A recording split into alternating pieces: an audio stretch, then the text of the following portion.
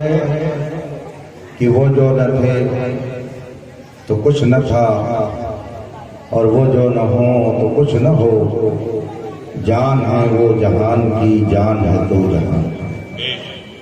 اللہ رب العزت کا بے پناہ شکر اور اس کا احسان ہے، اس کا کرم ہے کہ اس نے ہمیں اور آپ کو انسان بنایا، اشرف المخلوق بنایا، اور کرامت و شرافت اور بزرگی کا تاج حضرت انسان کے سر پر سجایا۔ انسانوں کی ہدایت کے لیے اس نے نبیوں کا سلسلہ قائم فرمایا، اور حضرت آدم علیہ الصلوۃ والتسلیم سے لے کر ہمارے آقا و مولا جناب محمد رسول اللہ صلی اللہ علیہ وآلہ وسلم تک 1,00,000 کم و بیش 2,24,000 انبیاء کرام کو بھیجا، جن کے آنے کا مقصد اللہ کی وحدانیت کا اعلان اور آنے والے نبی اور رسول کی رسالت کا اقرار، نیک راستے پر لوگوں کو لگانا اور برائیوں سے لوگوں کو باز رکھنا۔ جتنے انبیاء کرام اس دنیا میں تشریف لائے، ہر ایک نبی کے آنے کا بنیادی مقصد یہی کہ وہ خدا کی توحید کا اعلان کرے اور بندوں کو گمراہی سے نکال کر صراط مستقیم پر اور اچھے راستے پر لگاتا ہے۔ یہ سلسلہ ہمارے اور آپ کے آقا مولا مدنی تاجدار احمد مختار صلی اللہ علیہ وسلم پر ختم ہو گیا۔ نبوت کا دروازہ بند، اب قیامت تک کوئی نیا نبی پیدا نہیں ہو سکتا۔ رسول پاک صلی اللہ علیہ وسلم جو سارے نبیوں کے آخر اور سارے رسولوں کے آخر میں اس دھرتی پر جلوہ گر ہوئے، ان کی تاریخ ولادت مشہور روایت کے مطابق 12 ربیع الاول دوشنبہ کا دن صبح شادی کا وقت۔ ربیع الاول شریف کا یہ مقدس مہینہ، اس کی 12ویں تاریخ کو اللہ کا وہ آخری پیغمبر اس دنیا میں جلوہ فرما ہوا۔ ساری دنیا جان رہی ہے کہ سیدنا محمد عربی صلی اللہ علیہ وسلم سارے نبیوں کے آخر میں آئے، مگر اہل سنت کا یہ معاملہ ہے، یہ کہتے ہیں کہ ہمارے حضور سب سے پہلے آئے۔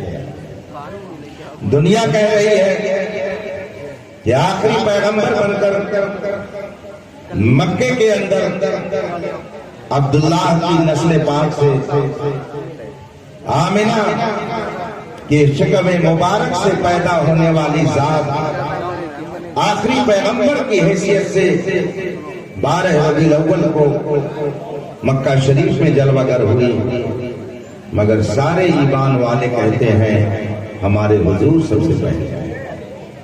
سوال یہ پیدا ہوتا ہے کہ تاریخ یہ بتا رہی ہے، لوگوں کا مشاہدہ یہ کہہ رہا ہے کہ آنے والا سب سے آخر میں آ رہا ہے، مگر سارے اہل ایمان کہہ رہے ہیں کہ وہ سب سے پہلے ہے۔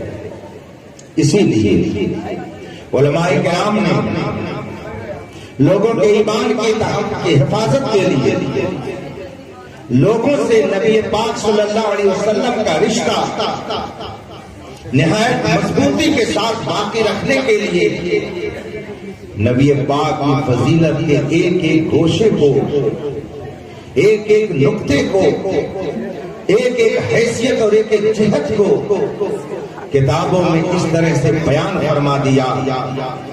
رسول پاک صلی اللہ علیہ وسلم کی عظمت کے گوشوں کو اس طرح سے اجاگر فرما دیا کہ کسی کو لب کشائی کی جرات کبھی نہیں ہو سکتی۔ ہمارے آقا صلی اللہ علیہ وسلم اول کائنات بھی بن کر آئے اور آخر بھی بن کر کے آئے. رسول پاک اول بھی ہیں، رسول پاک آخر بھی ہیں. ہمارے علماء نے، علماء دین نے، علماء اسلام نے اس کی مختلف تشریحات کر کے مسلمانوں کے سامنے اس مسئلے کو واشگاف فرما دیا. ایک ہے خلقت محمدی، ایک ہے ولادت محمدی، اور ایک ہے بعثت محمدی. خلقت الگ چیز ہے، ولادت الگ چیز ہے، اور بعثت الگ چیز ہے. یہ تین الگ الگ حیثیتیں ہیں. کسی چیز کا عدم سے وجود میں آنا نہ رہا ہو، پھر وجود میں اولاً آئے، کچھ بھی نہ رہا ہو اور پھر وجود میں آ جائے، اس کو کہا جاتا ہے خلقت. اسے خلقت سے تعبیر کیا جاتا ہے. فرمایا گیا ہے کان اللہ ولم یکن معہ شیء، خدا تھا اور کچھ نہیں تھا. خدا تھا اور کچھ نہیں تھا. تو جب کچھ نہیں تھا تو اللہ نے اسے پیدا کیا، اسے بنایا، اسے خلق کہا جاتا ہے. لیکن سوال یہ پیدا ہوا کہ اللہ نے سب سے پہلے کس کو بنایا؟ یہ دنیا معدوم تھی، اس کا کوئی وجود نہیں تھا.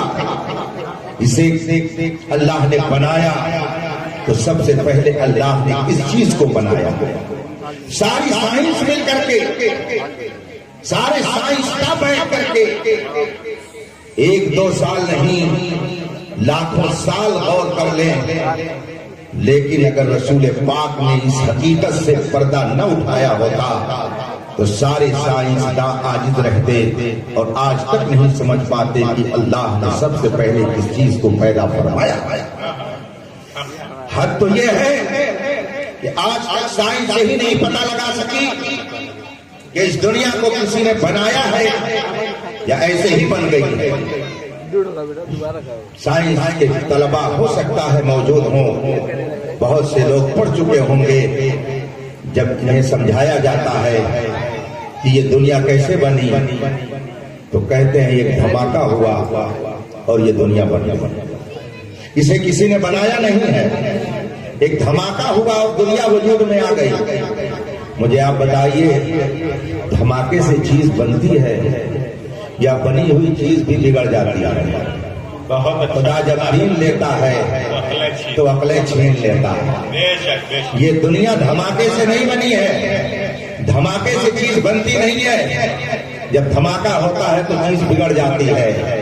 یہ دنیا دھماکے سے نہیں بنی ہے، اسے اللہ نے ایک اسپیشل نظام کے تحت پیدا فرمایا. یہ دنیا خود بخود نہیں بنی ہے، دھماکہ ہوا اور دنیا وجود میں آ گئی، ایسا نہیں ہوا ہے. اللہ نے اسپیشل قانون کے تحت، نظام کے تحت اس کائنات کو پیدا فرمایا. اور اس پر ایک نہیں ہزاروں دلائل موجود ہیں. جو حضرات اس کا مطالعہ کرنا چاہیں وہ تاریخ کی اور عقائد کی کتابیں پڑھیں تو معلوم ہوگا. آج بھی ایسے نظریہ رکھنے والے پائے جاتے ہیں اور پہلے بھی اس طرح کا نظریہ رکھنے والے پائے جاتے تھے، مگر معمولی درجے کے مسلمان بھی ان کے مسئلوں کو حل کر دیا کرتے تھے اور ان کی عقلوں کو درست کر دیا کرتے تھے. بہت مشہور واقعہ ہے ایک بزرگ کا کہ ایک دہریہ سے جب ان کا مناظرہ طے ہو گیا اور اس دہریہ نے کہا تھا کہ یہ دنیا خود بخود بنی ہے، اسے کسی نے بنایا نہیں ہے، تو اس عالم ربانی نے کہا تھا میں ثابت کروں گا کہ یہ دنیا خود بخود نہیں بنی ہے، اس کو کسی نے بنایا ہے، بنانے والا اس کا موجود ہے. مناظرہ طے ہو گیا، وقت مقرر ہو گیا، وہ دہریہ اپنے وقت کے مطابق مناظرہ گاہ میں پہنچ گیا، مگر اس عالم ربانی کو پہنچنے میں تاخیر ہوئی. دیر سے پہنچے، اس دہریہ بے دین منکر خدا نے کہا آپ مناظرہ ہار گئے. عالم ربانی نے فرمایا میں مناظرہ کیسے ہار گیا؟ اس نے کہا وقت متعین تھا، آپ اس وقت متعین کے بعد پہنچ رہے ہیں، یہ آپ کی شکست کی اور ہار کی علامت ہے۔ اس عالم ربانی نے کہا میرا عذر بھی تو آپ سن لیجیے۔ کہا کیا عذر ہے؟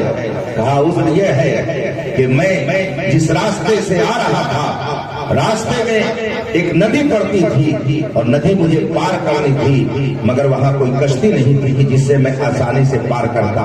بہت دیر تک انتظار کرتا رہا، انتظار گھڑیاں جلدی رتی ہی نہیں ہو رہی تھی۔ بہت دیر کے بعد میں نے دیکھا وہیں ایک درخت لگ گیا اور تھوڑی دیر کے بعد دیکھا وہ درخت موٹا ہو گیا۔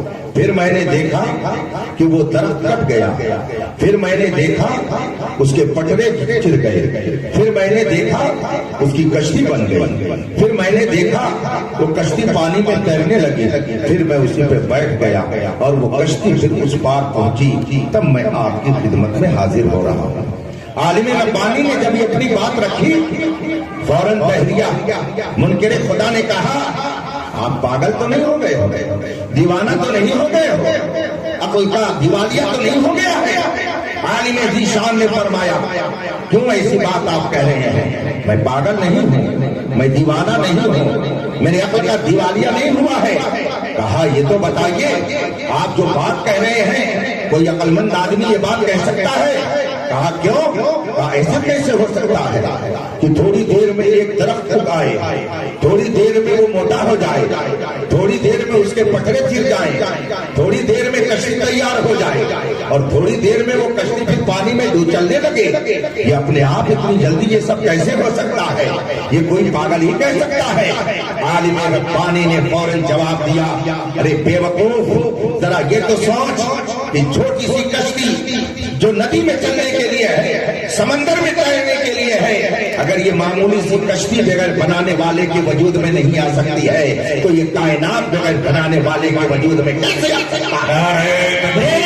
دیوالیہ نہیں ہوا ہے، یہ تمہاری عقل کا پاگل پن ہے، یہ تمہاری شعور کی خرابی ہے کہ تم یہ کہہ رہے ہو کہ یہ کائنات خود بخود بن گئی ہے، اسے کسی نے بنایا نہیں ہے۔ عقیدہ یہ ہے، سچائی یہ ہے کہ اگر یہ کشتی بغیر بنانے والے کے وجود میں نہیں آ سکتی ہے تو یقین رکھو یہ کائنات بغیر بنانے والے کے وجود میں نہیں۔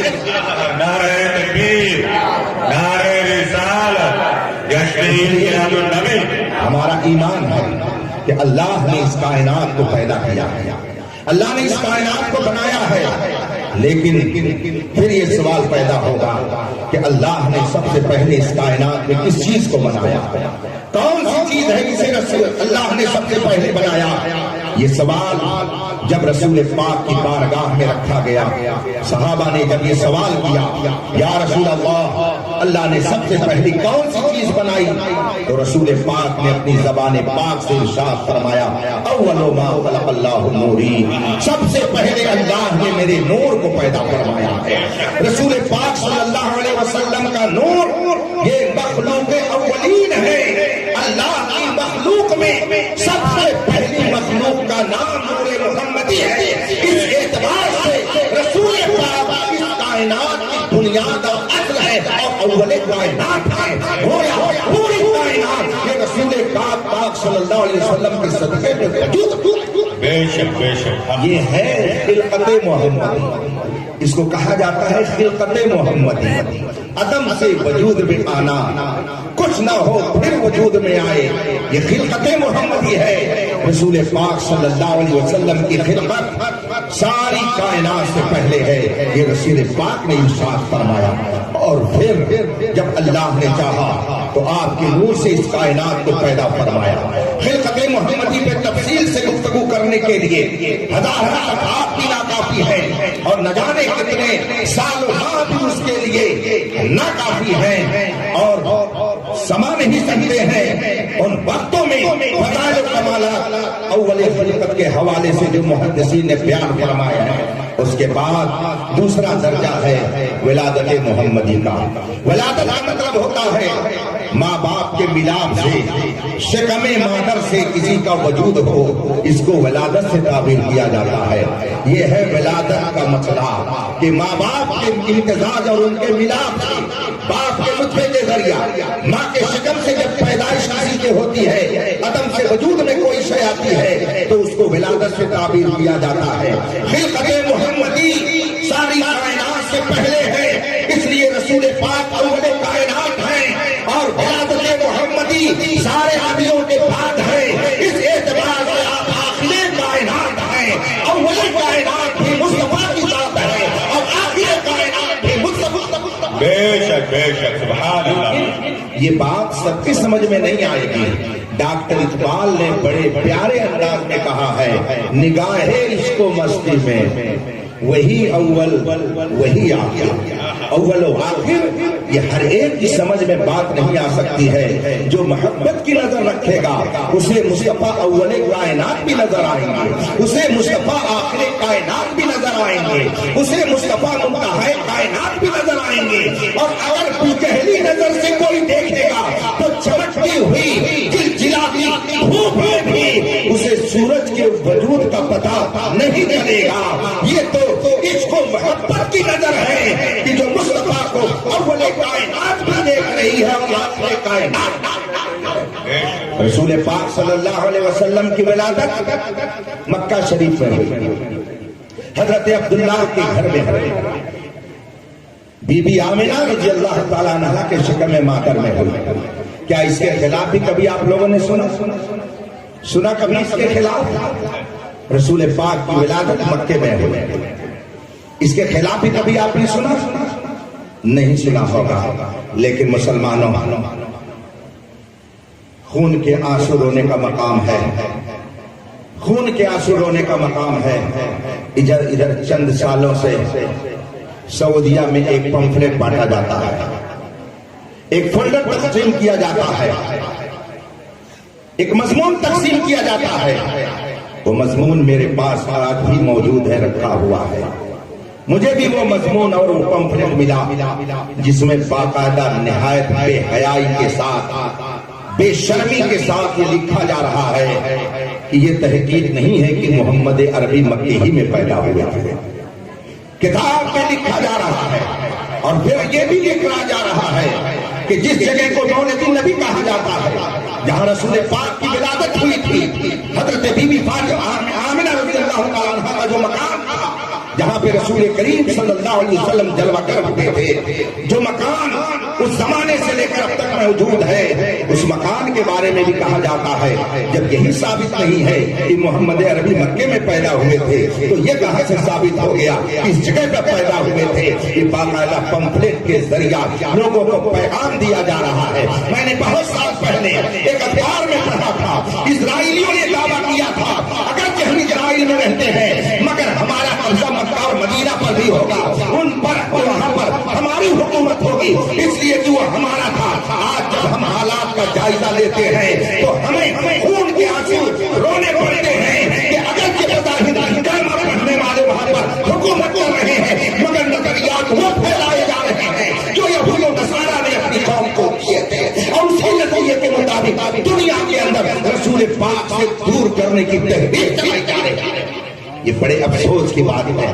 ولادت محمدی 12 ربیع الاول شریف کو ہے، مکہ مکرمہ میں ہے، حضرت آمنہ کے گھر میں ہے۔ رسول پاک صلی اللہ علیہ وسلم 12 ربیع الاول شریف کو جس جگہ پر جلوہ فرما ہوئے، حضرت شاہ ولی اللہ محدث دہلوی رحمۃ اللہ علیہ، جن کا نام آپ لوگوں نے بھی سنا ہوگا، وہ ہمارے بزرگ تو ہی ہیں لیکن دوسرے لوگ بھی ان کو اپنا بزرگ مانتے ہیں، ان کی بزرگی کو سب تسلیم کرتے ہیں، بلکہ وہ لوگ بہت زور و شور سے انہیں اپنا امام اور پیشوا ماننے کے لیے پمفلٹ چھاپتے ہیں، کتابیں چھاپتے ہیں، امام شاہ ولی اللہ کہہ کر کے ان کو مخاطب کرتے ہیں۔ شاہ ولی اللہ محدث دہلوی رحمۃ اللہ علیہ دہلی کے رہنے والے تھے، ان کے بیٹے حضرت شاہ عبد العزیز محدث دہلوی ہیں، شاہ ولی اللہ کے والد ماجد حضرت شاہ عبد الرحیم محدث دہلوی ہیں۔ یہ بڑا علمی خاندان تھا، بڑا علمی گھرانہ تھا، ان کے علم و حکمت کا شہرت پوری دنیا میں تھا،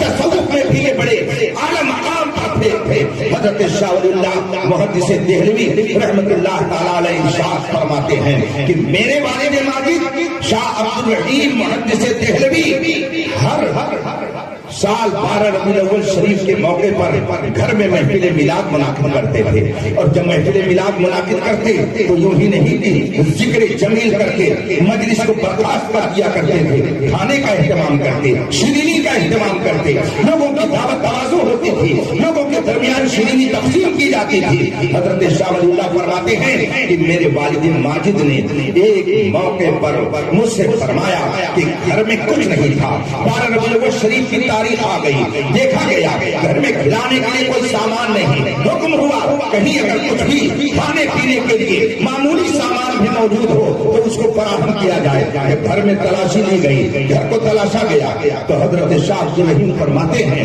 تھوڑا سا بھنا ہوا چنا کہیں رکھا ہوا تھا۔ حضرت شاہ ولی اللہ فرماتے ہیں میرے والد ماجد نے فرمایا وہی چنا لایا جائے، وہ بھنا ہوا چنا لا کر کے رکھ دیا گیا، محفل میلاد منعقد ہو گئی۔ شاہ ولی اللہ فرماتے ہیں میرے والد ماجد شاہ عبد الرحیم نے محفل میلاد منعقد کی اور ذکر مصطفیٰ سے محفل کو سرور بخشا، محفل میلاد منعقد ہو گئی، اور اس کے بعد جب کچھ اور کھانے کے لیے میسر نہ ہوا تو وہی چنا فاتحہ کر کے تقسیم کر دیا گیا، چنا تقسیم کر دیا گیا، محفل میلاد ہو گئی، 12 ربیع الاول شریف کا جشن منا دیا گیا۔ حضرت شاہ ولی اللہ فرماتے ہیں میرے والد ماجد شاہ عبد الرحیم نے فرمایا کہ جب میں رات میں سویا تو میں تو سویا مگر میری قسمت بیدار ہو گئی، میں تو سویا مگر میری قسمت کا ستارہ چمک اٹھا۔ فرماتے ہیں میں جب رات میں نیند میں گیا تو رسول پاک صلی اللہ علیہ وسلم میرے خواب میں تشریف لے آئے، اور آپ نے علماء سے یہ سنا ہوگا رسول پاک نے ارشاد فرمایا ہے من رآنی فی المنام فقد رأى الحق، جس نے مجھے خواب میں دیکھا اس نے مجھے کو دیکھا۔ فإن الشیطان لا یتمثل بی، اس لیے کہ شیطان میری مثل بننے کی کبھی جرات نہیں کر سکتا ہے، یہ تو بے وقوف انسان ہے جو کہتا ہے کہ ہم نبی کی طرح ہے، ورنہ شیطان جیسا کمبخت بھی یہ جرات نہیں کرتا ہے کہ وہ نبی کی طرح اپنے آپ کو خواب میں پیش کر سکے۔ رسول پاک فرماتے ہیں کہ جس نے مجھے خواب میں دیکھا اس نے مجھے کو دیکھا، اس لیے کہ شیطان خواب میں بھی میری مثال بن کر آنے کی جرات نہیں کر سکتا ہے۔ حضرت شاہ ولی اللہ فرماتے ہیں میرے والد نے ارشاد فرمایا کہ خواب میں نے دیکھا کہ رسول پاک جلوہ فرما ہے اور میں بھی بیٹھا ہوا ہوں، اور سامنے وہ چنا رکھا ہوا ہے جو دہلی میں تقسیم کیا گیا ہے۔ اب حضرت شاہ عبد الرحیم فرماتے ہیں رسول پاک نے مجھے دیکھا، میں نے رسول پاک کی زیارت کی، رسول پاک مسکرا رہے ہیں، چہرہ گلاب کی طرح کھل رہا ہے، حساس ہے، اور اس چنے کی طرف رسول پاک نظر فرما رہے ہیں۔ اس سے پتا کیا چلا کہ محفل میلاد اگر منعقد ہو رہی ہے دلی میں، چنا تقسیم کیا جا رہا ہے دلی میں، مگر رسول پاک کی بارگاہ میں وہ چنا پہنچا ہوا ہے۔ اس سے معلوم یہ ہوا کہ کوئی کہیں محفل منعقد کرے مگر مصطفیٰ کی نگاہ سے وہ پوچھتا نہیں۔ آج کچھ لوگ کہتے ہیں یہ میلاد کرتے ہو، آخر اس کا ثبوت کیا ہے؟ طرح طرح کی باتیں کرتے ہیں، اس موضوع پہ میں جانا نہیں چاہتا ہوں۔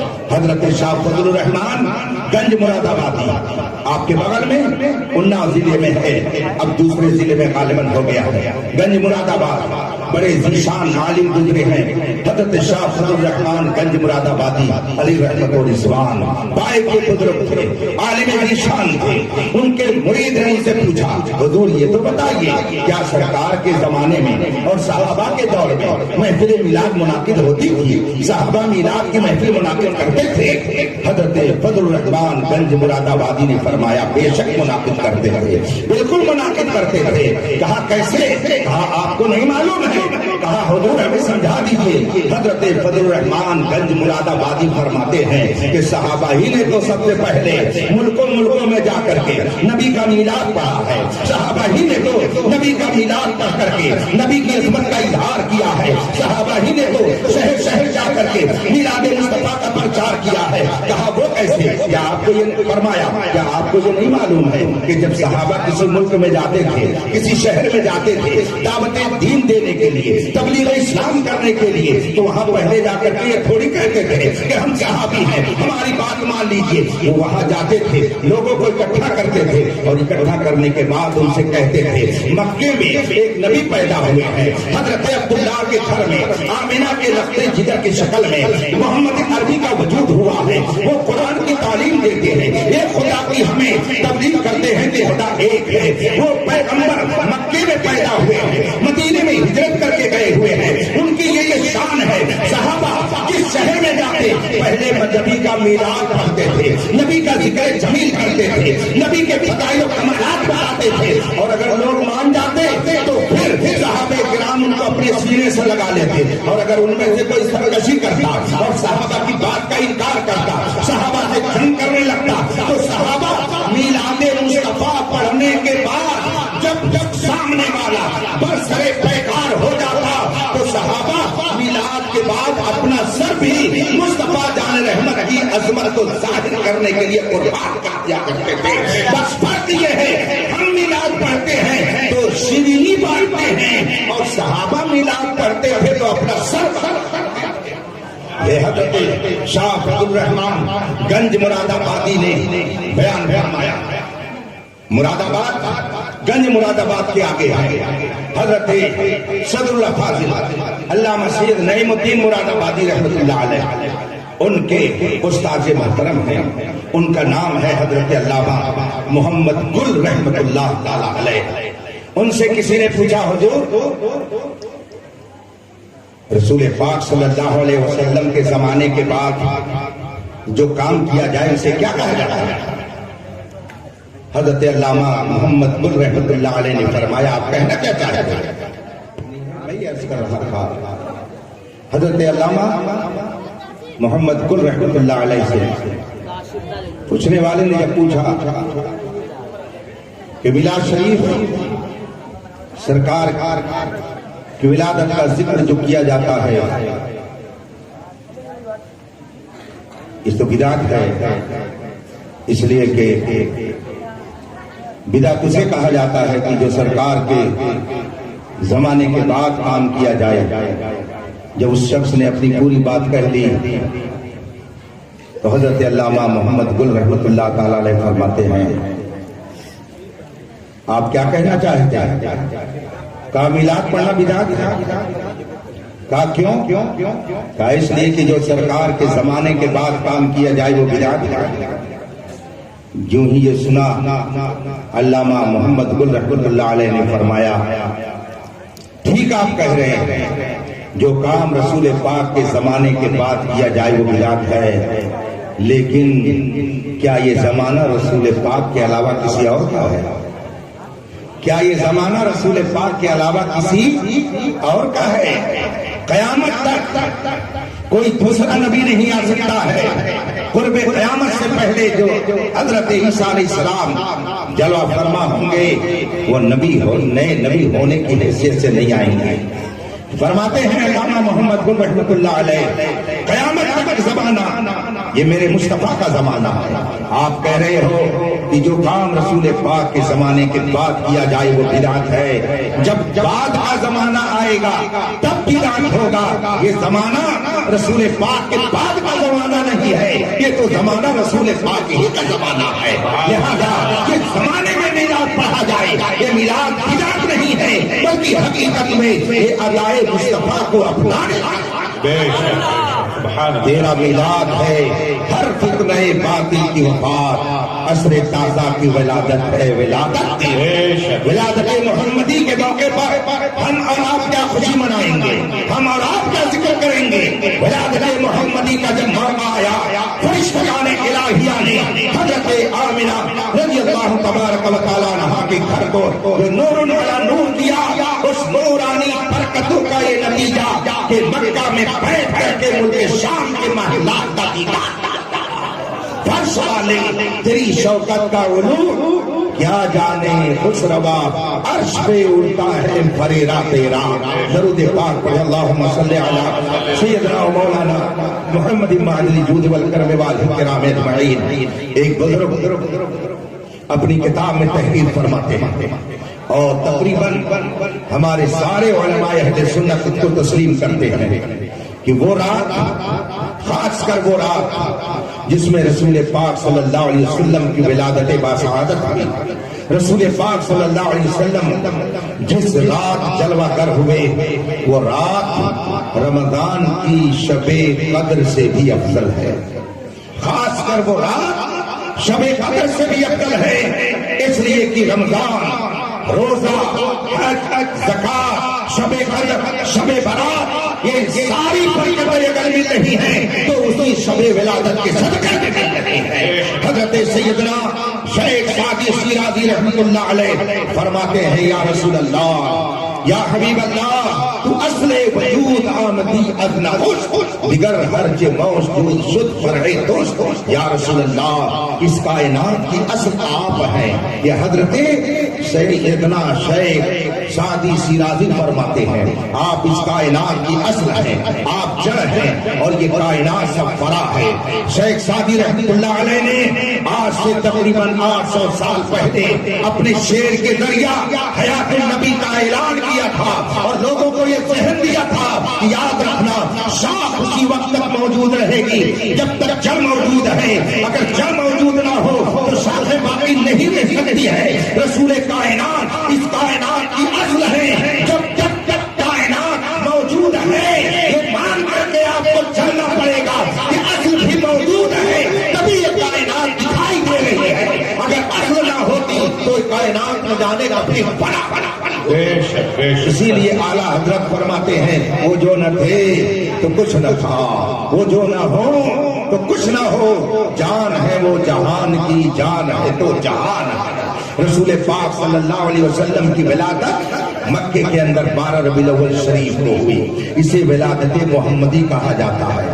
پھر اس کے بعد 40 سال تک آپ نے مکے میں اپنی عالمانہ، عارفانہ، معجزانہ، صادقانہ زندگی گزاری۔ آپ نے 40 سال تک اپنی پاکیزہ زندگی کو مکے کے لوگوں کے سامنے رکھا۔ 40 سال تک آپ نے اپنا پاکیزہ کردار اور اخلاق ان کے سامنے رکھا، اور اس کے بعد خدا کے حکم سے آپ نے جبل قبیس سے اعلان فرمایا، خدا ایک ہے، میں اس کا رسول ہوں۔ اس وقت آپ نے یہ اعلان فرمایا ہے، اس کو بیست محمدی سے تعبیر کیا جاتا ہے۔ رسول پاک صلی اللہ علیہ وسلم کی خلقت ساری کائنات سے پہلے ہے، وہ رسول پاک اول کائنات ہے۔ ولادت کے اعتبار سے سارے نبیوں کے بعد میں آئے تو آپ آخر الانبیاء قرار پائے، اور بیست کے اعتبار سے اب قیامت تک کوئی دوسرا اور نبی مبعوث نہیں ہو سکتا ہے۔ اس لیے اب خدا تک پہنچنے کا سب سے بڑا ذریعہ محمد رسول اللہ کے ساتھ۔ رسول پاک صلی اللہ علیہ وسلم نے 40 سال کے بعد نبوت کا اعلان فرمایا۔ اعلان فرمایا، اعلان اور چیز ہے، اعلان اور چیز ہے، اور کسی منصب کو پا لینا اور چیز ہے، دونوں میں فرق ہے۔ ہم کہتے ہیں کہ رسول پاک نے 40 سال کے بعد اپنی نبوت کا اعلان فرمایا، مگر جن کے عقیدے میں فتور ہے وہ کہتے ہیں کہ نبی کو 40 سال کے بعد نبوت ملی، نبوت ملی، حالانکہ ایسا نہیں ہے۔ آپ تو اس وقت بھی نبی تھے جبکہ ابھی اس کائنات کو اللہ نے بنایا ہی نہیں تھا۔ ترمذی شریف کی حدیث ہے، حضرت سیدنا ابو ہریرہ غالباً رضی اللہ تعالیٰ عنہ نے رسول پاک سے جب یہ پوچھا تھا، یا رسول اللہ متى وجبت لك النبوت، آپ کو نبوت کب ملی، آپ منصب نبوت پر کب فائز ہوئے؟ رسول پاک نے ارشاد فرمایا تھا، کنت نبیا، میں اس وقت بھی نبی تھا جب ابھی آدم آب و گل کی منزل طے کر رہے تھے۔ گویا رسول پاک کو منصب نبوت اس وقت مل چکا تھا جب اللہ تبارک و تعالیٰ نے اس کائنات کی تخلیق نہیں فرمائی تھی۔ اول کائنات رسول پاک کی ذات ہے تو اول انبیاء بھی رسول پاک کی ذات ہے۔ رسول پاک فرماتے ہیں، میں اس وقت نبی تھا جب ابھی آدم کا پتلا بھی نہیں تیار ہوا تھا۔ اس لیے یہ عقیدہ مت رکھیے گا کہ 40 سال کے بعد نبوت ملی، یہ عقیدہ رکھیے گا نبی نے 40 سال کے بعد اپنی نبوت کا اعلان کیا۔ اسے بعثت محمدی کہا جاتا ہے۔ تو ایک ہے خلقت محمدی، ایک ہے ولادت محمدی، اور ایک ہے بعثت محمدی۔ یہ 12 ربیع الاول شریف جو ہمارے سر پر سایہ فگن ہے، یہ ولادت محمدی کا مہینہ ہے، رسول پاک کی دنیا میں جلوہ گری کا مہینہ ہے، شکم آمنہ سے اس عالم ظہور میں آنے کا مہینہ ہے۔ یہ وہ بابرکت مہینہ ہے کہ اس کی عظمتوں کے صدقے میں اللہ نے ساری برکتیں ہمیں عطا فرمائی ہیں۔ ہوتے کہاں خلیل، کہاں کعبہ منا، لولاد والے صاحبی سب تیرے گھر کے ہیں۔ اللہ نے ہمیں بے شمار نعمت عطا کی ہے، مگر سب سے عظیم نعمت اللہ نے یہ دی کہ اس نے ہمیں رسول پاک کا وفادار امتی بنایا ہے۔ نعمت اللہ تبارک و تعالیٰ بے شمار دیتا ہے، بے شمار نعمتیں اس نے دی ہیں۔ یہ زمین ہے، آسمان ہے، چاند سورج ستارے ہیں، سب نعمتیں ہیں۔ اللہ تبارک و تعالیٰ سب نعمتیں ہم کو دیے ہوئے ہیں، مگر مومن اور کافر، مسلم اور غیر مسلم سبھی نعمتوں سے فائدہ اٹھاتے ہیں۔ البتہ نعمت ایمان جو خدا نے دی ہے وہ صرف ہم اہل سنت و جماعت کو عطا فرمائی ہے۔ اسی لیے پوری دنیا کے اندر کلمہ پڑھنے والے بہت سارے لوگ جب 12 ربیع الاول شریف کا مہینہ آتا ہے تو کریلے کی طرح منہ بنا کر کے نہ جانے کیا کیا کہنے لگتے ہیں۔ ان کو 12 مہینے بدعت نظر نہیں آتی ہے، لیکن جو ہی ربیع الاول شریف کا مہینہ آئے گا بڑے بڑے بورڈ لگ جائیں گے۔ کل پرسوں میں نے واٹس ایپ پہ دیکھا، بڑی پیاری بات، کسی عام آدمی نے گال بندی کر کے واٹس ایپ پہ ڈالا تھا۔ وہ لکھتا ہے مولد مصطفیٰ اور جشن ولادت مصطفیٰ کے لیے صحیح حدیث کی ضرورت نہیں ہے، صحیح دل کی ضرورت ہے۔ اس کے لیے صحیح حدیث مت تلاش کر، صحیح دل تلاش کر۔ جس کا دل صحیح ہوتا ہے اسے اور کسی دلیل کی ضرورت الحمدللہ ہم قلب سلیم رکھتے ہیں۔ اسی لیے ہم مصطفیٰ کی آمد کی خوشی میں جشن اور جلوس کا اہتمام کرتے ہیں اور پوری دنیا کو بتاتے ہیں نثار تیری چہل پہل پر ہزار عیدیں ربیع الاول سوائے ابلیس کی جہاں میں سبھی کو خوشیاں رفیقان محترم، یہ اللہ کا ہم پر کرم ہے کہ اس نے رسول پاک صلی اللہ علیہ وسلم کی وفادار امت میں ہمیں پیدا فرمایا۔ یاد رکھیے گا ہر نعمت خدا دیتا ہے، اس سے کوئی سنی انکار نہیں کر سکتا۔ ہر نعمت خدا دیتا ہے، ہمارا ایمان ہے۔ قرآن فرماتا ہے وما بکم من نعمت فمن اللہ، تمہیں جو بھی نعمت ملتی ہے سب خدا کی طرف سے، ساری نعمتیں خدا دیتا ہے، اس پر ہمارا ایمان ہے۔ اس کے خلاف کوئی مسلمان عقیدہ نہیں رکھتا۔ ہر مسلمان کا عقیدہ یہی ہے کہ ساری نعمت خدا دیتا ہے، لیکن بات اسی پر مکمل نہیں ہو جاتی ہے۔ خدا ساری نعمتیں دیتا ہے تو اس لیے ہم اس کی عبادت کرتے ہیں، مگر رسول کائنات خدا سے وہ نعمتیں دلاتے ہیں، اس لیے ہم اسے محبت کرتے ہیں۔ خدا دیتا ہے تو ہم اس کی بندگی کرتے ہیں، اور مصطفیٰ دلاتے ہیں تو ہم اسے محبت کرتے ہیں۔ اور آدمی جب کسی سے محبت کرتا ہے، فرمایا گیا ہے من احب شیئا اکثر من ذکری، آدمی جس سے زیادہ محبت کرتا ہے اس کا زیادہ ذکر کرتا ہے، آدمی جس سے زیادہ محبت کرتا ہے اس کا ذکر خیر زیادہ کرتا ہے۔ ایک بزرگ نے فرمایا ہے احب ذکر نعمان لنا، نعمان کا ذکر میرے سامنے بار بار کرتے رہو، اس لیے کہ وہ مشک ہے، مشک کو جتنا کوریدو گے اس میں سے اتنی ہی زیادہ خوشبو نکلے گی۔ نبی کا ذکر خوشبو ہے، آدمی جس قدر نبی کا ذکر کرے گا اس کا دل و دماغ ایمان کی تازگی سے وہ معطر ہوتا رہے گا، منور ہوتا رہے گا، اور اس کے دل و دماغ میں تازگی پیدا ہوتی رہے گی۔ میں ایک بار عمرے کے موقع پر مدینہ شریف حاضر تھا۔ 12 ربیع الاول شریف کا موقع تھا، 12 ربیع الاول شریف کا موقع، فجر کی نماز کے بعد 12 ربیع الاول شریف کو جگہ جگہ میں نے دیکھا عربوں کو کہ وہ کھجور لیے اور ٹافی لیے تقسیم کر رہے ہیں، کھجور اور ٹافی تقسیم کر رہے ہیں مدینہ منورہ کی سرزمین پر۔ پھر میں نے پتہ لگایا تو معلوم ہوا ایک نہیں، مدینہ شریف میں آج بھی بے شمار مقامات ایسے ہیں جہاں پہ 12 ربیع الاول شریف کے روز محفل میلاد منعقد کی جاتی ہے، رسول پاک کے ذکر جمیل کی محفلیں منعقد کی جاتی ہیں۔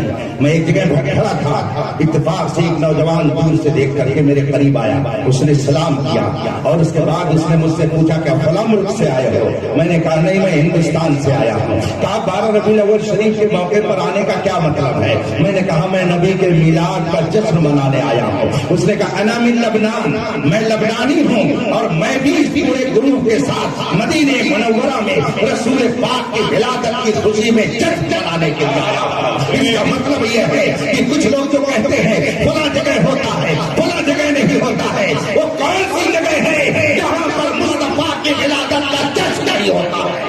نثار تیری چہل پہل پر ہزاروں عیدیں ربیع الاول سوائے ابلیس کے جہاں میں سبھی تو خوشیاں کان جدھر لگائیے تیری ہی داستان ہے۔ اس کائنات کی سب سے عظیم ہستی کا نام محمد رسول اللہ ہے۔ کوئی تجھسا ہوا ہے نہ ہوگا شہا، تیرے شہر کلام و بقا کی قسم۔ آپ نے علماء کی زبان سے حدیث جبریل کے حوالے سے سنا ہوگا، جب پوچھا تھا رسول پاک نے کیا مجھ سے بھی میری طرح مجھ جیسا کہیں دیکھا؟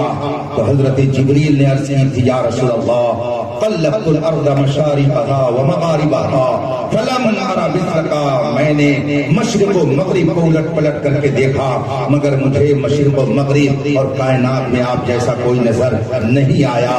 اسی کی ترجمانی کرتے ہوئے اعلیٰ حضرت نے فرمایا یہی بولے سدرا والے چمنے جہاں کے پھالے سبھی میں نے چھان ڈالے، تیرے پائے کا نہ پایا، تجھے ایک نے ایک بنایا، تجھے ایک نے ایک بنایا۔ اس کائنات میں رسول پاک جیسا کوئی دوسرا انسان پیدا نہیں ہوا۔ ان کا اخلاق، ان کا کردار کتنا اعلیٰ تھا، خدا کی قسم اگر چند واقعات پڑھ کر کے ہم رسول پاک کی سیرت کو اپنا لیں تو پھر وہی دور آئے گا کہ دست تو دست ہے، دریا بھی نہ چھوڑے ہم نے، پہلے ظلمات میں دوڑا کے چھوڑے ہم نے۔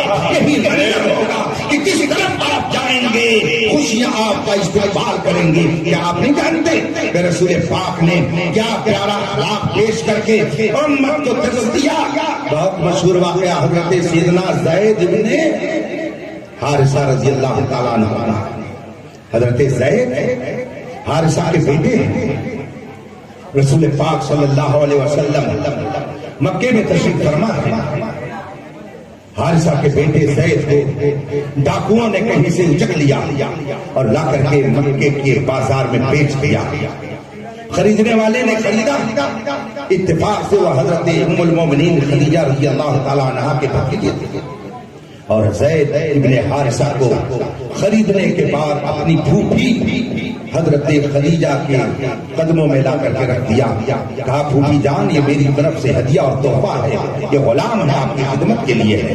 جب حضرت خدیجہ رضی اللہ تعالیٰ عنہا رسول پاک کے نکاح میں آئیں اور زوجہ نبی ہونے کا شرف حاصل ہوا تو حضرت زید کو ام المومنین حضرت خدیجہ نے رسول پاک کی خدمت میں دے دیا۔ یا رسول اللہ یہ آپ کے خادم، آپ کے غلام کی حیثیت سے خدمت کریں گے۔ ایک زمانہ گزر گیا، زید کے باپ حارثہ کو کسی نے جا کر کے بتایا کہ آپ کا بیٹا تو مکے میں موجود ہے، آپ رو رو کر کے اپنی آنکھیں کیوں برباد کر رہے ہیں؟ زید کی ماں سے کہہ دیجئے اس کا بیٹا مرا نہیں ہے، مکے میں موجود ہے، محمد عربی کے پاس ہے، پیغمبر اسلام کے پاس ہے، آپ جائیے، وہ بڑے رحیم ہیں، بڑے شفیق ہیں، بڑے مہربان ہیں، بڑے بااخلاق ہیں، آپ جاؤ۔ چنانچہ زید کے باپ حارثہ اپنے بھائی کعب کو لے کر کے مکے کے لیے روانہ ہوئے۔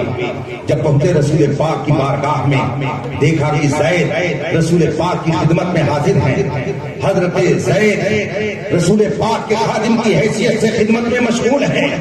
زید کے باپ حارثہ اپنے بھائی کعب کو لے کر کے نبی کی بارگاہ میں پہنچے، عرض کی یہ میرا بیٹا ہے، اس کے ساتھ یہ حادثہ ہوا، ڈاکوؤں نے اسے اچک لیا تھا، بہت سال پہلے یہ ہم سے غائب ہو گیا۔ اس کی ماں روتے روتے اپنی آنکھیں کھو چکی ہے، اس کی بہن اس یاد میں روتی رہتی ہے، میرے خاندان کے لوگ اس کی یاد کے روتے ہیں۔ اے پیغمبر اسلام، آپ کی شرافت، آپ کی کرامت، آپ کی بزرگی، آپ کے اخلاق کا میں نے ذکر سنا ہے، یہ میرا بیٹا ہے، اگر آپ اسے مجھے واپس کر دیں تو بڑی مہربانی ہوگی۔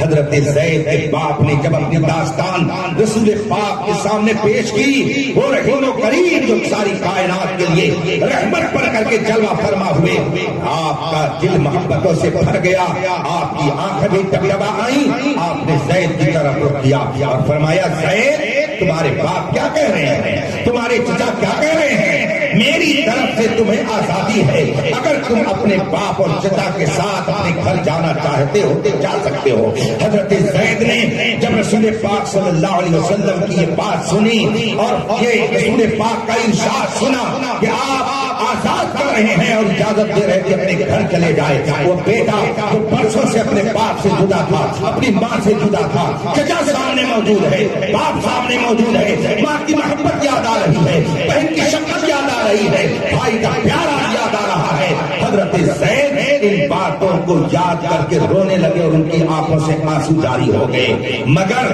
تھوڑی ہی دیر کے بعد رسول پاک سے عرض کرتے یا رسول اللہ، ماں کی محبت اپنی جگہ، باپ کی شفقت اپنی جگہ، بھائی کا پیار اپنی جگہ، بہن کا لاڈ اپنی جگہ پر، چچا کی محبت اپنی جگہ پر، یا رسول اللہ آپ کی طرف سے اگرچہ اجازت ہے کہ میں اپنے گھر میں چلا جاؤں، یا رسول اللہ لیکن آپ سے جدا ہو کر کے میں بھلا کیسے رہ سکتا ہوں، یا رسول اللہ میں اپنے گھر جانے کے لیے کبھی تیار نہیں ہوں، میں رہوں گا تو آپ کے قدموں ہی میں رہوں گا۔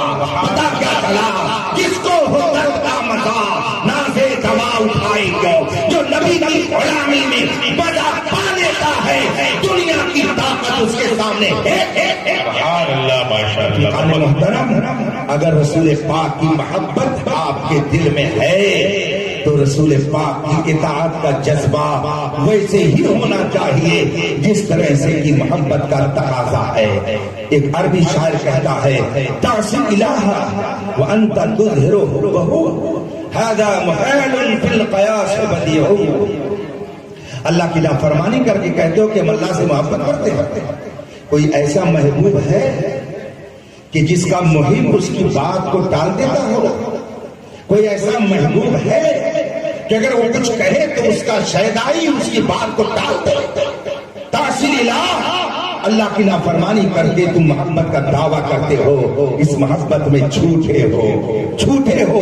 ایک شاعر نے یہ کہہ کر کے ہم کو پیغام دیا ہے کہ اگر نبی سے محبت کا دعویٰ ہے تو اس پرفتن دور میں اس محبت کا تقاضا اور بڑھ جاتا ہے کہ ہم نبی کی اطاعت و فرما برداری کریں۔ اتنے لوگ یہاں پر موجود ہیں، الحمدللہ سب محبت نبی کے جذبے سے سرشار ہو کر کے یہاں بیٹھے ہیں، لیکن کیا وجہ ہے، کیا بات ہے کہ جب اطاعت مصطفیٰ کا معاملہ آتا ہے تو ہم اس معیار پر اترنے کے بجائے نہ جانے کس کھڈے میں گڈھے میں چلے جاتے ہیں؟ آخر وجہ کیا ہے؟ اس کا مطلب ہے کہ ہم اپنے دل میں ابھی صحیح معنی میں نبی کی محبت کو بسا نہیں سکے ہیں، ہم اپنے دل میں صحیح معنی میں رسول کریم کا عشق پیدا نہ کر سکے ہیں۔ ضرورت اس بات کی ہے کہ میلاد النبی کے اس مبارک موقع پر ہم نبی کی بارگاہ میں کثرت سے درود پڑھ کر کے اور دعا کریں کہ رب قدیر درود کی برکت سے ہمیں رسول پاک کا وفادار امتی بنا دے، ان کا فرما بردار بنا دے، اور ہمیں زندگی اگر گزارنے کا موقع ملے تو نبی کی اطاعت و فرما برداری میں ہم زندگی گزاریں۔ میرے بھائیوں، سچے دل سے جو نبی کا شیدائی ہوتا ہے نبی کبھی اسے ذلیل و رسوا نہیں ہونے دیتے ہیں۔ امام واقدی مشہور تابعی ہے، یہ بات کہہ کر کے میں آپ سے رخصت ہو جاؤں گا، وقت زیادہ ہو گیا ہے۔ بڑے مشہور بزرگ امام واقدی کی کتاب فتح الشام بڑی مشہور کتاب ہے، اس کتاب میں ایک واقعہ بہت تفصیل سے درج ہے۔ عیسائی فوج نے ایک مرتبہ مسلمانوں کے لشکر کو گھیر لیا اور تقریباً وہ 1 لاکھ بلکہ اس سے زیادہ تعداد میں تھے، اور مسلمانوں کی ایک ٹکڑی تھی اور اس ٹکڑی میں بھی چند لوگ تھے جو بڑے بہادر قسم کے مانے جاتے تھے۔ سامنے 1 لاکھ کا عیسائی لشکر آ گیا مسلمانوں کو تہس نہس کرنے کے لیے۔ ایک مجاہد ہے رسول پاک ایک شیدائی ہے، ان کا نام ابو الہول ہے، اصل نام ان کا دامس ہے، لیکن ان کو ابو الہول کے نام سے جانا جاتا تھا۔ وہ پہنچے حضرت خالد بن ولید رضی اللہ تعالیٰ عنہ کی بارگاہ میں، عرض کی دشمن کی فوج سامنے ہے، مسلمانوں پر حملہ کرنے کے لیے تیار ہے، ہمیں 10 ساتھیوں کو دے دیجئے، ہم جا کر کے ان کا کام تمام کرنے کے لیے تدبیر کر کے آئیں گے، ان کو ہم کو بتر کرنے کے لیے منصوبہ بنائیں گے۔ حضرت خالد بن ولید نے کہا اتنا عظیم لشکر اور اس کے لیے تم 10 لوگ کیا کر سکتے ہو؟ حضرت ابو الہول نے فرمایا، عرض کی آپ ہمیں 10 ساتھی دے دیجئے اور پھر دیکھیے کہ ہم کیا کرتے رہیں۔ حضرت دامس کی خواہش کے مطابق انہیں 10 ساتھیوں کو دے دیا گیا۔ حضرت خالد بن ولید نے 10 ساتھیوں کے ساتھ حضرت ابو الہول کو الوداع کیا، انہیں رخصت کیا، انہیں الوداع کہا اور وہ دشمن کی فوج کی طرف چلے گئے۔ 10 ساتھیوں کو لے کر کے حضرت ابو الہول ایک لاکھ کے لشکر میں گھس جاتے ہیں، تتر بتر کرتے ہیں، مگر 10 ساتھیوں کے ساتھ حضرت ابو الہول دشمن کے نرغے میں جب پھنس گئے، دشمنوں نے ان کو گرفتار کر لیا۔ حضرت خالد بن ولید کو جب یہ خبر ملی کہ ساتھی سب کے سب گرفتار ہو گئے، حضرت ابو الہول بھی گرفتار ہو گئے، ان کی آنکھوں سے آنسو جاری ہو گئے، اس لیے کہ ابو الہول اس ٹکڑی میں اور اس فوج میں بڑی طاقت کے مالک تھے، بہت بڑے بہادر تھے، اور وہ دشمنوں کی قید میں ہو گئے۔ حضرت خالد بن ولید کو جب یہ خبر ملی، آپ کی آنکھوں سے آنسو، مگر رب کی بارگاہ میں آپ نے ہاتھ اٹھا کر کے دعا کی، مولا میرے ان ساتھیوں کی حفاظت فرما۔ 1 ہفتہ گزرا، 2 ہفتہ گزرا، 3 ہفتہ گزرا، کئی ہفتہ گزر گئے، اتفاق سے ایک دن حضرت خالد بن ولید ساتھیوں کے ساتھ بیٹھے ہوئے تھے، صحابہ تابعین کی مقدس جماعت بھی بیٹھے ہوئے تھے، دیکھا کہ حضرت ابو الہول اپنے 10 ساتھیوں کے ساتھ گھوڑے پر سوار ہو کر کے چلے آ رہے ہیں۔ حضرت خالد بن ولید نے جب دیکھا کہ ابو الہول اپنے 10 ساتھیوں کے ساتھ صحیح سلامت واپس آ رہے ہیں، کھڑے ہو کر کے ان کا استقبال کرنے کے لیے تیار ہو گئے۔ اپنے ساتھیوں کے ساتھ حضرت خالد بن ولید کھڑے ہو کر کے ان کا استقبال کرنے کے لیے ان کا انتظار کر رہے ہیں۔ حضرت ابو الہول اپنے 10 ساتھیوں کے ساتھ جب گھوڑے سے اترے، حضرت خالد بن ولید سے مصافحہ ہوا، معانقہ ہوا۔ اب اس کے بعد فوراً حضرت خالد بن ولید نے پوچھا، ابو الہول یہ تو بتاؤ، تم اتنے دنوں تک دشمن کی قید میں تھے، تمہارے ہاتھوں میں بیڑیاں نہیں ہوں گے، تمہاری قیدوں پیروں میں زنجیریں نہیں ہوں گی، یہ بتاؤ کہ تم جھوٹ کر کے کیسے آئے؟ حضرت ابو الہول دامس رضی اللہ تعالی عنہ کا وہ تاریخی جملہ کتاب میں موجود ہے۔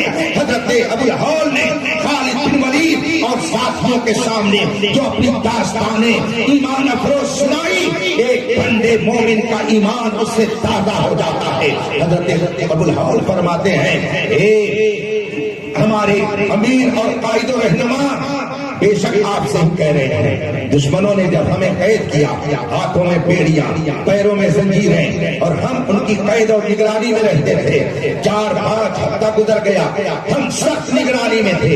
آج رات ایسا ہوا، سارے عیسائی سو رہے تھے، ان کی فوج سو رہی تھی، خواب خرگوش میں تھی، اور ہم 10 لوگ بیٹھ کر کے رسول پاک کی یاد میں مگن تھے، نبی پر درود بھیج رہے تھے، رسول پاک کی یاد میں ہم لوگ آپس میں بیٹھ کر کے کچھ ذکر کر رہے تھے۔ فرماتے ہیں رات کا سناٹا ہے، رات کی تاریکی ہے، ساری فوج سو رہی ہے، اور ہم 10-11 لوگ بیٹھ کر کے نبی کی یاد میں مگن ہیں، درود پاک کا ورد کر رہے ہیں۔ حضرت خالد سے ابو الہول فرماتے ہیں، اتنے میں نے کیا دیکھا، ایک نورانی شکل والا ہمارے سامنے آ کر کے کھڑا ہو گیا اور فرماتا ہے، اب شروع بنصر اللہ، انا نبیکم محمد رسول اللہ، تمہیں بشارت ہو، تمہیں خوشخبری ہو، میں تمہارا پیغمبر محمد رسول اللہ ہوں، میں خدا کی طرف سے تمہاری مدد کرنے کے لیے آیا ہوں۔ اور یہ واقعہ آپ کو معلوم ہے کیا ہے؟ حضرت سیدنا عمر بن خطاب کے زمانے کا واقعہ ہے۔ وہ یا رسول پاک قبر انور کے اندر جا چکے ہیں، مگر حضرت ابو الہول نے جب مقدس نبی کو لشکر میں قید رہنے کی حالت میں پکارا تو مصطفیٰ نے مدینے سے آ کر ان کی مدد فرمائی۔ اعلیٰ حضرت فرماتے ہیں، اللہ سن لیں گے، فریاد کو پہنچیں گے۔ اتنا بھی تو ہو کوئی جو آہ کرے دل سے، اگر کوئی دل سے آہ کرے تو آج بھی مصطفیٰ جان رحمت اس کی مدد کو بہت پایا کرتے ہیں۔ اس لیے میرے بھائیوں، آپ اپنے آپ کو بے سہارا مت سمجھیے گا، بے سہارا مت سمجھیے گا۔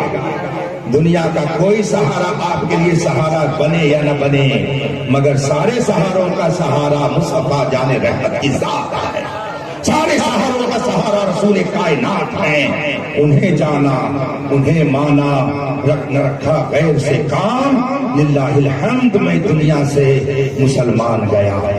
اللہ ارشاد فرماتا ہے، رب کی نعمت کا خوب تذکرہ کرو، سب نعمتیں مگر ساری نعمتوں کی اصل رسول پاک کی ذات ہے۔ نماز اللہ کی نعمت ہے، روزہ اللہ کی نعمت ہے، حج اللہ کی نعمت ہے، اولاد اللہ کی نعمت ہے، دھوپ اللہ کی نعمت ہے، مکان اللہ کی نعمت ہے، شادی بیاہ اللہ کی نعمت ہے، زمین جائیداد اللہ کی نعمت ہے، دولت اللہ کی نعمت ہے، سب اللہ کی نعمت ہے، اس میں کوئی شک نہیں ہے۔ لیکن لا ورب العرش، جس کو جو ملا ان سے ملا، بڑھتی ہے کونین میں نعمت رسول اللہ کی۔ ساری نعمتیں بلا شبہ اللہ کی نعمتیں ہیں، مگر سب سے عظیم نعمت رسول پاک کی ذات ہے۔ اس لیے دنیا کے کسی گوشے میں رہیے مگر نبی سے اپنا رشتہ مضبوط رکھیے۔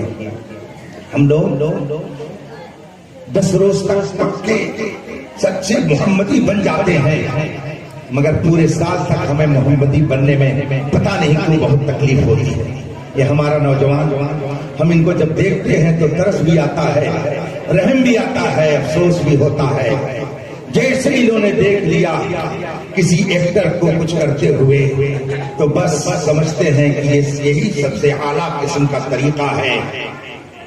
ہفتے میں ایک دن جمعہ پڑھنے جائیں گے، ایک دن جمعہ پڑھنے جائیں گے، اور وہ بھی اس ڈھنگ سے کہ اگر شرعی طور پر شریعت کی ترازو پر تول دیا جائے تو ایک دن اور ایک وقت کی نماز بھی وہ بے نماز ہی کہلائیں گے یہ لوگ۔ ہم نے دیکھا یہ ہمارے نوجوان ایک فیشن چلائے ہوئے ہیں، ہفتے میں ایک دن جمعہ پڑھنے جاتے ہیں۔ یہ علماء بیٹھے، آپ ان سے مسئلہ پوچھ لیجیے، یہ بتائیں گے کہ اگر نماز کی حالت میں آپ ایسے ہیں کہ شریعت نے جس طرح رہنے سے منع کیا ہے تو آپ کا پڑھنا نہ پڑھنا دونوں برابر ہے۔ مثلا فرمایا گیا ہے کہ مرد کو ہاتھ میں کڑا پہن کر کے نماز پڑھنا ناجائز ہے، نماز مکروہ تحریمی واجب الادا ہے۔ اب ہمارے لڑکوں نے کیا کرنا شروع کر دیا کہ ہاتھ میں بھی کڑا اور کان میں منری پہن لیا۔ پتہ نہیں کس نے ان کو بتا دیا کہ کان میں تم ڈال لو بندی، مرد کے بجائے عورت بن جاؤ، اس طرح سے تم جاؤ گے تو اچھے لگو گے۔ ہفتے میں ایک دن نماز پڑھنے کے لیے نوجوان جاتا ہے، اور وہ بھی کان میں منری پہن کر کے، ہاتھ میں کڑا پہن کر کے، اور پیجامہ تو ایسا الامان الحفیظ۔ کسی پاگل نے کبھی کوئی پھٹا پرانا کپڑا پہن لیا ہوگا تو نہ جانے کتنے لوگ پاگل بن گئے کہ اچھا کپڑا پینٹ کا بھی پھاڑ پھاڑ کر کے پہننا شروع کر دیا اور سمجھتے ہیں کہ یہ فیشن ہے۔ اللہ تبارک و تعالی ہمیں اس بری تہذیب سے بچنے کی توفیق عطا فرمائے۔ یہ کہتے ہیں علماء بتاتے نہیں ہیں، ہماری خواتین، ہمارے گھر کی شہزادیاں برات حوا یہ خیروں کی گود میں جا رہی ہیں۔ لوگ کہتے ہیں علماء اصلاح نہیں کرتے ہیں، علماء ہی تو بولتے ہیں اور بولتا کون ہے؟ علماء ہی تو بتاتے ہیں اور بتاتا کون ہے؟ جگہ جگہ کے تمہیں تھک چکے ہیں ہنگامے، نشاط لذت خواب گرا بدل ڈالو، بدل ڈالو۔ غلط روی سے منازل کا گود بڑھتا ہے، مسافروں روش کارواں بدل ڈالو۔ رسول پاک کی یاد کی محفل منعقد کرنے کا مقصد صرف یہ نہیں ہوتا ہے کہ آپ کے فضائل سنا دیے جائیں، بلکہ یہ بھی مقصد ہوتا ہے کہ آپ کے کردار کو اپنا کر کے ایک پاکیزہ معاشرہ وجود میں آئے۔ اس لیے اگر آپ رسول پاک کے سب سے وفادار امتی ہیں تو ان کی سیرت و کردار کو اپنائیے، انشاءاللہ یہاں بھی سرخرو رہیں گے اور وہاں بھی سرخرو رہیں گے۔ اللہ تبارک و تعالی ہمیں اور آپ کو نماز پنجگانہ کا پابند بنائے۔ اور ساتھ آپ بھی لوگ بھی سنیں گے، ہم بھی سمجھے رہتے ہیں۔ ایک بزرگ کا قول کسی نے بیان کیا کہ جو بے نمازی ہے، ایک بزرگ نے فرمایا کہ وہ خنزیر سے بھی بدتر ہے، معاذ اللہ رب العالمین۔ جو نماز نہیں پڑھتا اس کو فرمایا کہ وہ خنزیر سے بھی بدتر ہے، ایک بزرگ نے فرمایا۔ اب آپ اندازہ لگائیے کہ نماز کتنی اہم چیز ہے۔ میرے آقا صلی اللہ علیہ وسلم نے نماز کے لیے کس قدر اہمیت کے ساتھ جملے ارشاد فرمائے آپ سب جانتے ہیں۔ رسول پاک نے اخلاق کی اتنی پیاری تعلیم ہمیں عطا کی ہے، آپ سب جانتے ہیں۔ صبر کا کس طرح سے ہمیں درس دیا ہے، آپ سب جانتے ہیں۔ مکے کے لوگ ظلم کرتے تھے، رسول پاک برداشت کرتے تھے، اور پھر جب میرے آقا مدینہ تشریف لے گئے اور مدینہ منورہ سے فاتحانہ شان کے ساتھ جب مکے میں داخل ہوئے تو وہ لوگ جو کل تک گالیاں دیتے تھے، جو کل تک برا کہتے تھے، جو کل تک ظلم کرتے تھے، سب سامنے کھڑے تھے۔ اگر رسول پاک چاہتے تو ایک ایک کر کے سب کی کیا بوٹی بڑھتی جاتی، کسی کا وجود نہیں رہتا۔ صحابہ میں سے بعض نے کہا آج بدلہ لینے کا دن ہے، آج بدلہ لینے کا دن ہے، مگر میرے مصطفیٰ فرما رہے تھے آج بدلہ لینے کا دن نہیں ہے، آج کا دن تو لوگوں کے ساتھ مہربانی کرنے کا دن ہے۔ مگر ہمارا حال کیا ہے؟ اگر ذرا سا کسی کی موٹر سائیکل لگ گئی ہماری گاڑی سے، کیسے تیری ہمت ہوئی، پھر اپنی پوری طاقت صرف کر دیں گے، اس کے بعد میں لاٹھی بھی نکلے گی، پھر مقدمہ بازی ہوگی، پھر پولیس آئے گی، اس کے بعد میں کیا حال ہوگا وہ سب جانتے ہیں۔ میرے بھائیوں، سیرت مصطفیٰ کو پڑھیے، رسول پاک کا کردار اپنائیے، صحابہ کی محبت کا جذبہ آپ پڑھ کر کے اس کو اپنے اندر مارنے کے لیے کتابیں پڑھیے، مطالعہ کیجیے، اور پھر رسول پاک نے صحابہ کے درمیان جو پیار محبت کی تعلیم دی تھی، غیروں کے ساتھ نہ کر سکے تو کم از کم اپنوں کے ساتھ تو کیجیے۔ اللہ تبارک و تعالی ہمیں صحیح معنی میں سچا پکا مسلمان بن کر رہنے کی توفیق عطا فرمائے۔ وآخر دعوانا ان الحمد للہ رب العالمین۔ السلام علیکم۔